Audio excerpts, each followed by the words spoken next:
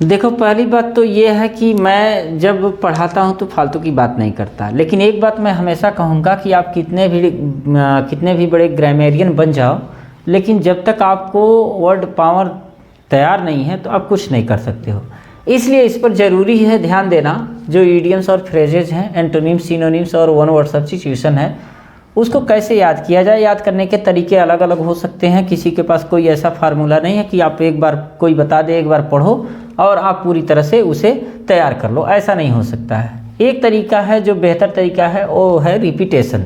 आप बार बार रिपीट करते हो तो चीज़ें हो सकती हैं, या थोड़ा बहुत समझ करके भी आप इमेजेस के सहारे इसको याद कर सकते हो।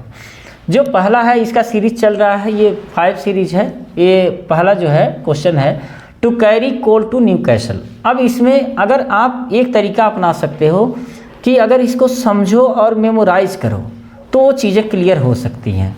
जैसे कैरी मीन्स होता है ले जाना, और कोल मीन्स होता है कोयला, और टू न्यू कैसल यानी कि नए कैसल पर, जो नया कोर्ट है, जो दरबार है, जो महल है, वहाँ पर आप ले जाते हो, तो इसका मतलब आप बेकार के कार्य कर रहे हो ना।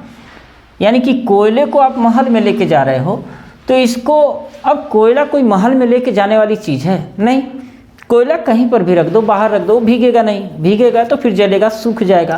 तो इसका मतलब है कि कोयले को आप न्यू कैसल पर ले जा रहे हो, दूसरे महल पर ले जा रहे हो, दूसरे हवेली पर ले जा रहे हो, तो आप बेकार का काम कर रहे हो। तो ये हो जाएगा needless, needless and useless work, useless work. अच्छा, दूसरी बात यह है कि जब आप एग्ज़ाम देने जा रहे होते हो तो ज़रूरी नहीं है कि यही ऑप्शन दे, ऑप्शन कुछ और भी हो सकता है। जैसे अनयूजेबल एंड वैन वर्क हो सकता है, ये ऑप्शन हो सकता है। या unnecessary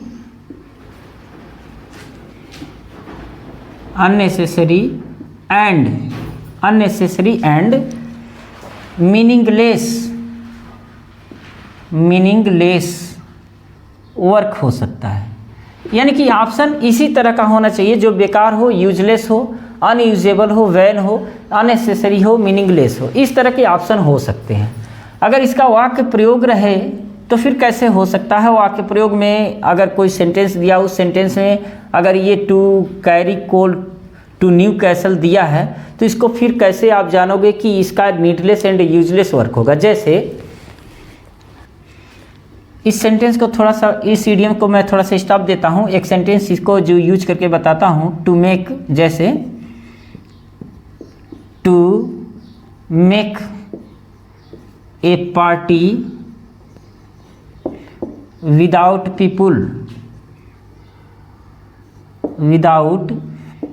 people is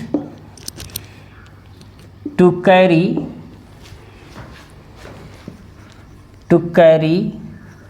coal to Newcastle। ठीक है।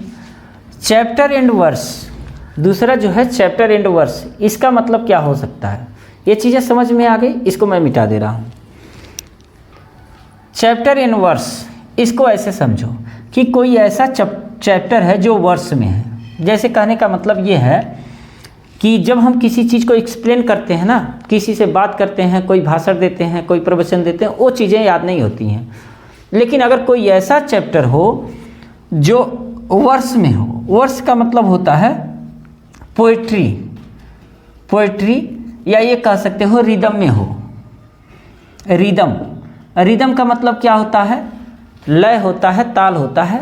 अगर कोई चैप्टर ऐसा हो जो रिदम में हो, जो पोइट्री में हो, तो वो चीज़ें जल्दी याद होगी, यानी कि वो फुल डिटेल में होगा। तो हम कह सकते हैं इन फुल डिटेल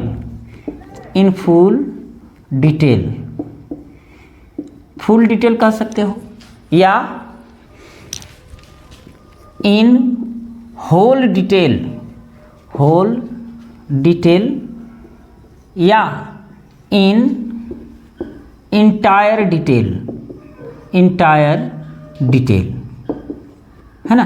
तो इस तरह से अगर आप थोड़ा सा इसको एडजस्ट करो कि समझ करके थोड़ा सा हम याद करें तो ये आसानी से याद हो सकता है। जैसे तीसरा, to cut one's coat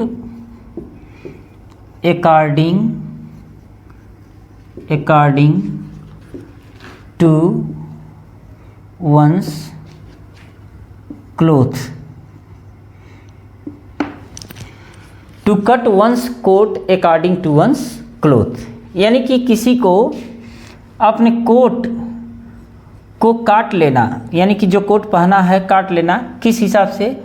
to one's cloth, यानी कि अपने कपड़े के हिसाब से, यानी कि अपने कपड़े के हिसाब से अपने कोट को काट लेना।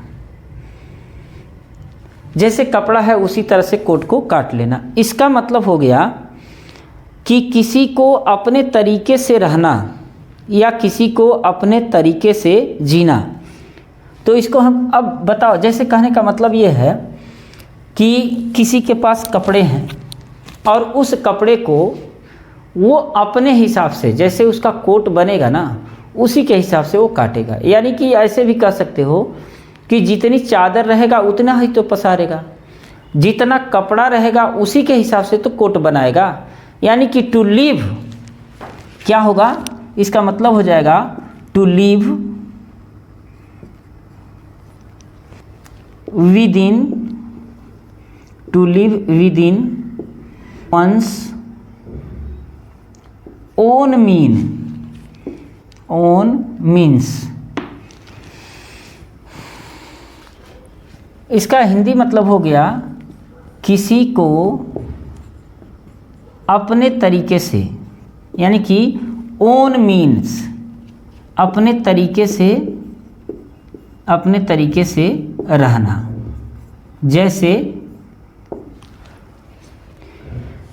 जैसे इसको कह सकते हैं Netaji lived within his own means whole life to get freedom for India. चौथा है कॉल नेम्स।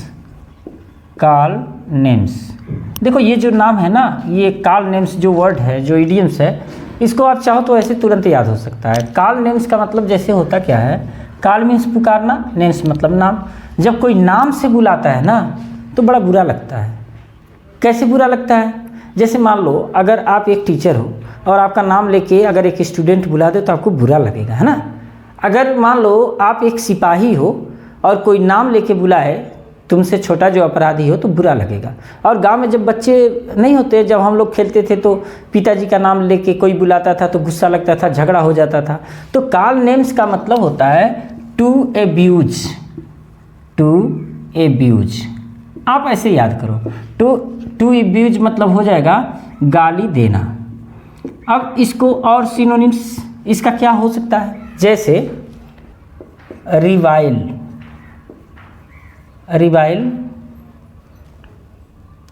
विलीफाई, चाइड,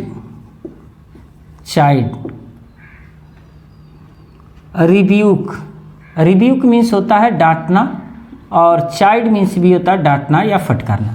तो ये सब के सब आ सकते हैं। अगर कॉल नेम्स का सिनोनिम्स पूछता है तो टू एब्यूज तो ठीक है, लेकिन इसके अलावा अगर रिवाइल रहता है, to revile, to vilify, to chide, to rebuke, तो वो भी माना जाएगा कि इसका सिनोनिम्स है। कॉल नेम्स मीन्स होता है टू एब्यूज, गाली देना। अगर वाक्य प्रयोग करना चाहो तो आप इसको ऐसे भी कर सकते हो, ही कॉल्स मी नेम्स, यानी कि वो मुझे नामों से पुकारता है, यानी कि वो मुझे गाली देता है। पांचवा है chief of the old block. अब ये कैसे याद होगा? देखो जो चीफ है ना, चीफ मीन्स होता है टुकड़ा, खंड, खपची, खपची। इसको फ्रैगमेंट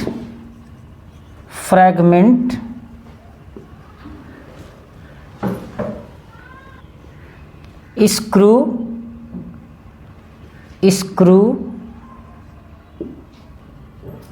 या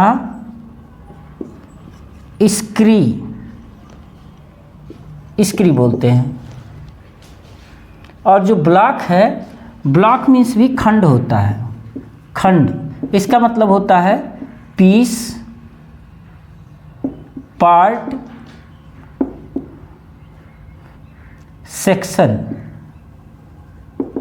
सेक्शन। अब इसको समझो। Chip off the old block.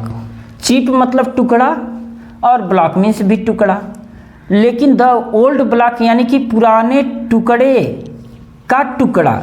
तो जो पुराना टुकड़ा है, जो पुराना खंड है, उसका अगर टुकड़ा होगा तो ठीक वैसा ही तो होगा। यानी कि जो टुकड़ा यह होगा इसी टुकड़े का टुकड़ा है, तो इसका मतलब कि ये दोनों एक जैसे ही होंगे। तो इसका मतलब हो गया the son like the father. The son like the father, या ऐसे भी कह सकते हो the son resembling the father.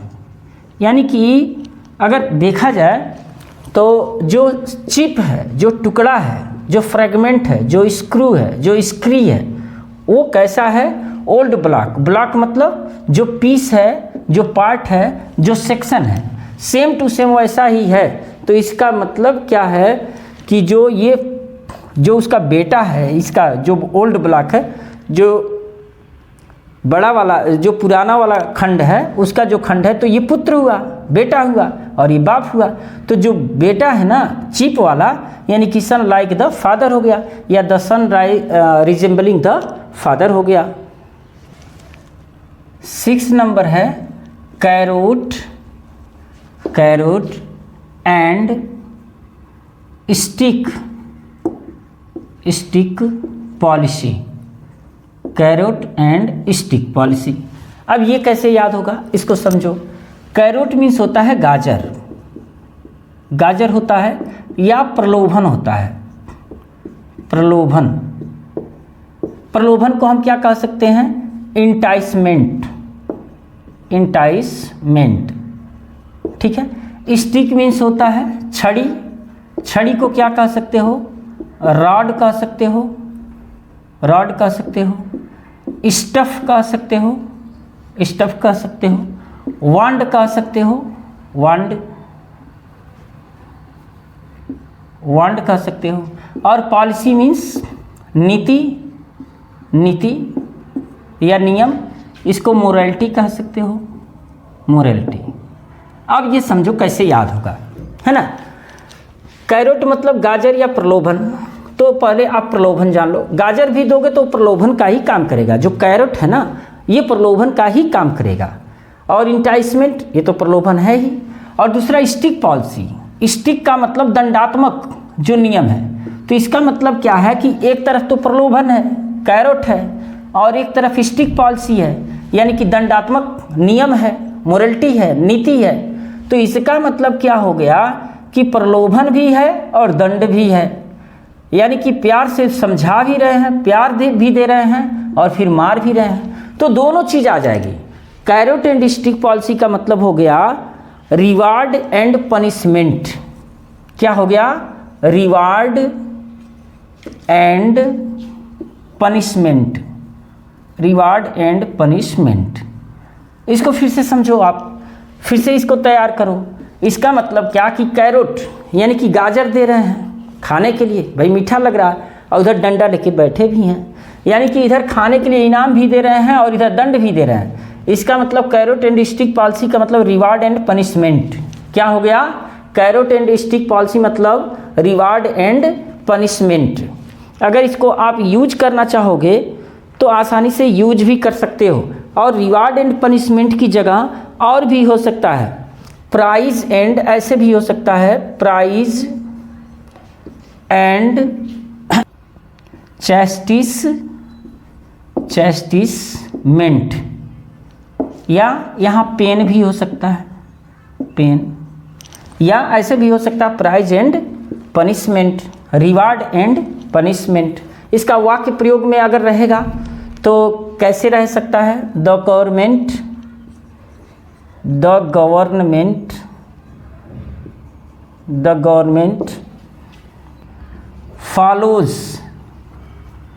follows both carrot and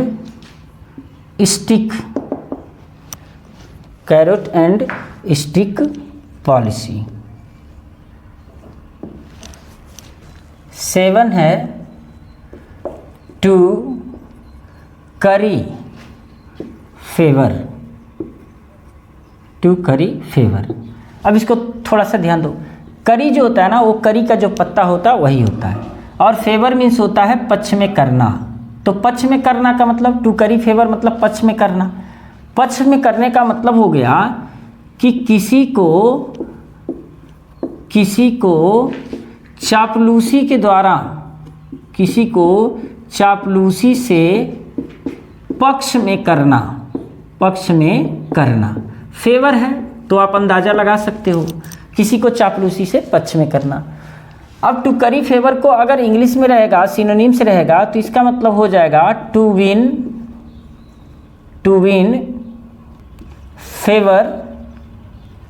favour by flattery, या ऐसे भी कह सकते हो टू विन की जगह कॉन्कर हो सकता है, to conquer favour by flattery, यानी कि ऑप्शन इस तरह से भी हो सकता है, विन की जगह कॉन्कर हो सकता है, विन की जगह, और कॉन्कर की जगह वैंकिश हो सकता है, कॉन्कर की जगह वैंकिश हो सकता है, विन की जगह कॉन्कर हो सकता है, कॉन्कर की जगह विन हो सकता है। तो ये सारा हमको ये ध्यान देना है कि टू करी फेवर मीन्स होता है किसी को चापलूसी से पक्ष में करना, किसी को भी पक्ष में कर लेना। इसका मतलब है कि टू विन फेवर यानी कि पक्ष जीत लेना, कैसे, बाय फ्लैटरी, चापलूसी से। तो चापलूसी से जब किसी को आप पक्ष में करते हो तो कहा जाता है टू करी फेवर। 8वां है carry one's point, carry one's point. To carry one's point को आप ऐसे जानो, कैरी मतलब ले जाना, वंस माने किसी के, पॉइंट माने विचार या विन या सिस्टम को। तो किसी सिस्टम को ले जाना, किसी के सिस्टम को ले जाना, किसी के विचारों को ले जाना, किसी के पॉइंट को ले जाना, इसका मतलब है कि आप जिस किसी की बातों से सहमत हो ना, तो इसका मतलब कि विन अप्रूवल, आपने सहमति जीत लिया है। तो इसका मतलब हो जाएगा विन अप्रूवल, है ना, यानी कि अप्रूवल जीत लेना, विन अप्रूवल जीत लेना, यानी कि अनुमोदन को जीत लेना। या ऐसे भी कह सकते हो विन चॉइस, ये भी हो जाएगा उसका सिनोनिम्स, या विन लाइक्स, ये भी हो जाएगा। अलग अलग किताबों में अलग अलग देता है, इसलिए आपको ये सब पर ध्यान देना होगा कि कहीं पता चले कि आपने याद किया है विन अप्रूवल और पता चला दे दिया विन चॉइस या विन लाइक्स, तो आप कहोगे कि हमने तो पढ़ा ही नहीं। 9वां है टू कास्ट ए स्लर। अब देखो, कास्ट मीन्स होता है ढालना,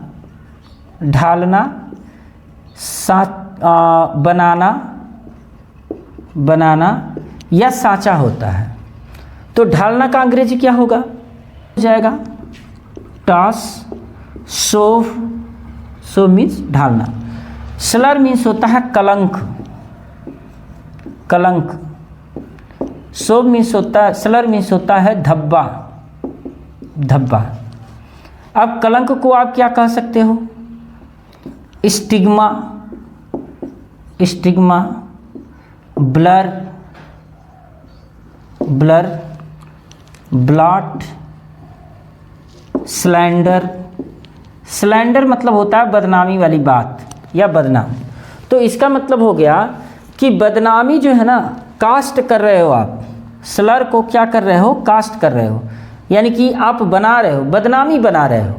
तो बदनामी बना रहे हो का मतलब है कि to bring disgrace, to bring disgrace, disgrace. अब ये क्या है? डिसग्रेस माने होता है अपमान, बदनामी, और ब्रिंग माने होता है लाना। तो इसका मतलब क्या हुआ कि आप कास्ट कर रहे हो किसको? स्लर को, धब्बे को, कलंक को आप ढाल रहे हो, बना रहे हो। तो इसका मतलब कि आप ब्रिंग डिसग्रेस ला रहे हो, यानी कि डिसग्रेस, अपमान को आप खुद ला रहे हो। इसीलिए तो कहा है to cast a slur means to bring disgrace, to cast a slur means to bring disgrace.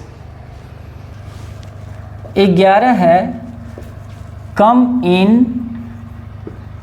In handy, handy. अब देखो, कम मीन्स होता है एराइव, एराइव, और हैंडी मीन्स होता है सुविधाजनक, सुविधाजनक। अब सुविधाजनक को आप क्या बोल सकते हो? स्वीटेबल, स्वीटेबल, यानी कि इसका मतलब हो गया कि सुविधाजनक रूप से आ जाना, सुविधाजनक रूप से। कम इन हैंडी का मतलब हो गया सुविधाजनक रूप से आ जाना। अब सुविधाजनक यानी कि कोई आपको परेशानी ना हो, आराम से आपको मिल जाए। इसका मतलब हो गया टू बी यूजफुल। क्या हो गया? टू बी यूजफुल,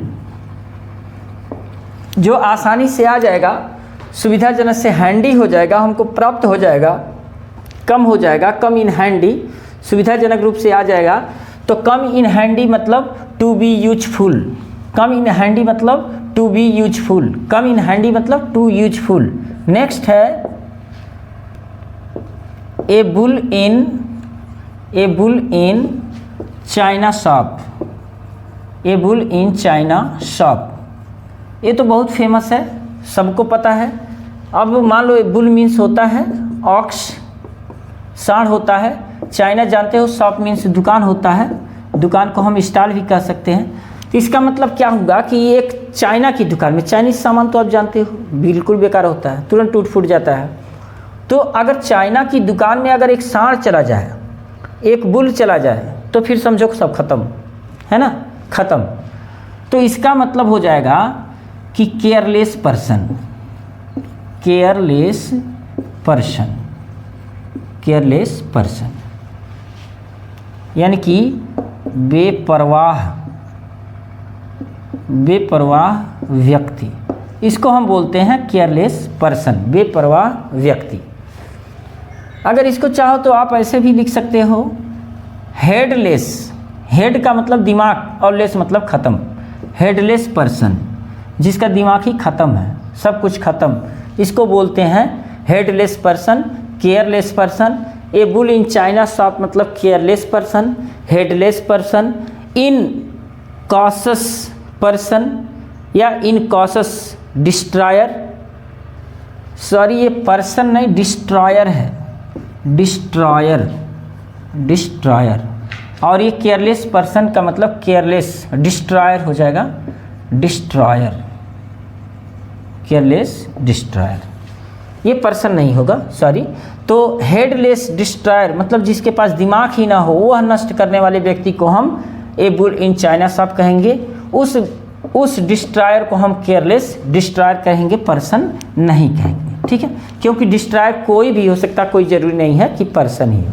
तो इस तरह से आप जो 12 का ये मंकी ट्रिक देख रहे हैं, शरारत सीरीज देख रहे हैं, ये ऐसे चलता रहेगा। अगर आप इसके पहले का वीडियो नहीं देखे हैं तो उसको देख लीजिए। और अंग्रेजी पढ़ने वाले हैं, कॉम्पिटिटिव एग्ज़ाम की तैयारी कर रहे हैं, तो चैनल को सब्सक्राइब, वीडियो को लाइक और मित्रों में शेयर जरूर कीजिए। मिलते हैं नेक्स्ट वीडियो में।